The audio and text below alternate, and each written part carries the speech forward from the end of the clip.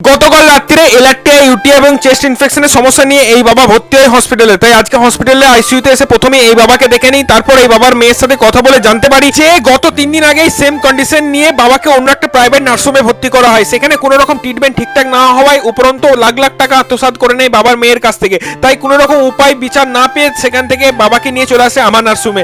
তাই আমি বাবার মেয়েকে কথা দিই, বোন যতটা পারবো বাবার জন্য পুরো চেষ্টা করবো তেনাকে রিকভারি করা। এরপরই ভোর 5টার সময় এই ভাই ভর্তি হয় বাইকে অ্যাক্সিডেন্ট নিয়ে। এই ভাইয়ের বাড়ি বোলপুর শান্তিনিকেতনে এবং এই ভাইয়ের বাঁ পাটা প্রচন্ড পরিমাণে আঘাত লেগেছিল। এরপরই ভাইয়ের বাবা মায়ের সাথে কথা বলে জানতে পারি তিনারা আর্থিক দিক থেকে খুবই সচ্ছল নন। তিনারা আমাকে রিকোয়েস্ট করেন যতটা কম খরচার মধ্যে পারা ভাইকে ঠিক করা। তাই আমিও তিনাদেরকে কথা দিই যতটা পারবো ভাইকে চেষ্টা করবো রিকভারি করা। এরপরই চলে আসি আমি আইসিইউতে এই বোনকে দেখতে। এই বোন গত 4 দিন আগে সাপে কামড়ানো নিয়ে ভর্তি হয়েছিল আর এই বোনকে একটা কালার সাপে কামড়েছিল। তাই বোনের কন্ডিশন 4 দিন আগে খুবই খারাপ ছিল। বর্তমানে বোন অনেক স্টেবল এবং সুস্থ।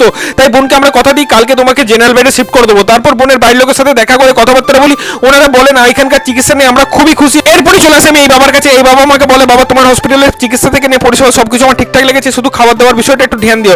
আমিও বাবাকে বলি ঠিক আছে বাবা আমি ধ্যান দেবো, আপনিও বাড়ি যে ভালোভাবে ওষুধপত্র খাবেন এবং নিজের খেয়াল রাখবেন। তাহলে চলো বন্ধুরা সকলে সুস্থ থাকো, ভালো থাকো, দেখা হচ্ছে কালকে, বাই।